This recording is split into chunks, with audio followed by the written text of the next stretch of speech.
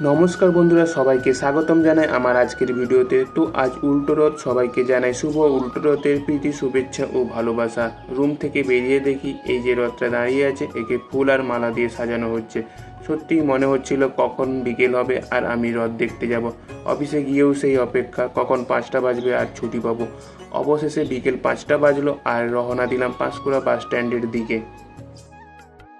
এখানে এসে দেখি রথের সাজো সাজো রথ। এই রথটা এখান থেকে কুশপাতার কৃষ্ণ মন্দিরে যাবে। পুজো আরতি চলছে, রাস্তার এক সাইড বন্ধ করে রথ টানার প্রস্তুতি চলছে। লোকজনের দারুণ ভিড় ছিল। পুলিশ আর সিভিক ভলেন্টিয়াররা যানবাহন সামলাচ্ছেন। আমি কিছুক্ষণ দাঁড়িয়ে দেখে নিলাম চারদিকে উৎসবের দৃশ্য। তারপর রওনা দিলাম ঘাটালের রথতলায়। রথতলাতে এর আগে কখনো যাওয়া হয়নি, এটাই প্রথমবার। মনে একটু খারাপ লাগছিল, ভগবান আজ মাসির বাড়ি ছেড়ে নিজের বাড়িতে ফিরবেন। ভাবতে ভাবতে চলে এলাম ভাষাপোলে। তোমাদের এর আগে একটা ভিডিওতে ভাষাপোলের কথা বলেছিলাম। সত্যি বলছি, এখানকার ভিউটা দেখে আজকে মন ভালো হয়ে গেল। পোলের ওপরে এত ভিড় কখনো দেখিনি। নদীতে জলের স্রোতও দারুণ ছিল। তারপর চলে গেলাম বাজারের দিকে। আজ বাজারে বেশ ভালোই ভিড় ছিল। তো তোমাদেরকে আগেই বলেছিলাম যে রবিবার দিন এখানে বন্ধ থাকে, তার জন্য কম ভিড় থাকে। তো আজকে যেহেতু খোলা, ভিড়টা খুব ভালোই ছিল। বাজারের ভিতর দিয়ে যেতে যেতে দেখলাম বুড়ি শীতলা মাতা আর সিদ্ধেশ্বরী কালী মায়ের মন্দির। অনেকেই পুজো দিচ্ছেন, প্রণাম করছেন। তো আমি এখানে প্রণাম সেরে বেরিয়ে গেলাম রথতলার দিকে। কোথায় রথতলা ঠিক বুঝে উঠতে পারছিলাম না। চারপাশে শুধু মানুষের ভিড় আর ভিড়। ভিড় পেরিয়েই এগোতে গিয়ে দেখলাম ছোট্ট বাচ্চারা রথ টানছে। অবশেষে পৌঁছালাম রথতলা। এখানে সবাই রথ টানার জন্য প্রস্তুত।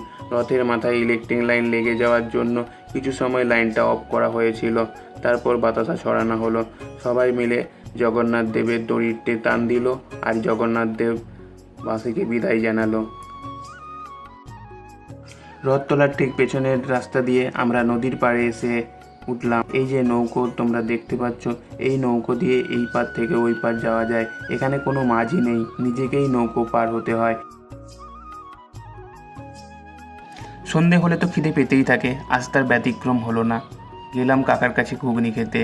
অন্যান্য কাস্টমারের থেকে আমাদের একটু বেশিই দিচ্ছিলেন উনি, অথচ এর আগে কখনো আমরা ওনার দোকানে যাইনি। খাওয়ার পর উনি জিজ্ঞেস করলেন কেমন লেগেছে। সত্যি বলতে ঘুগনিটা খুব ভালোই লাগছিল। তারপর চলে গেলাম ফুচকার দোকানে। তখনও তেঁতুল জল বানানো হচ্ছে। তো ওখানে আমরা ফুচকা খেলাম, তারপর রুমে চলে গেলাম। তো এই ছিল আজকের ভিডিওটা কেমন লাগলো প্লিজ কমেন্টে জানিও। দেখা হবে পরের কোনো ভিডিওতে।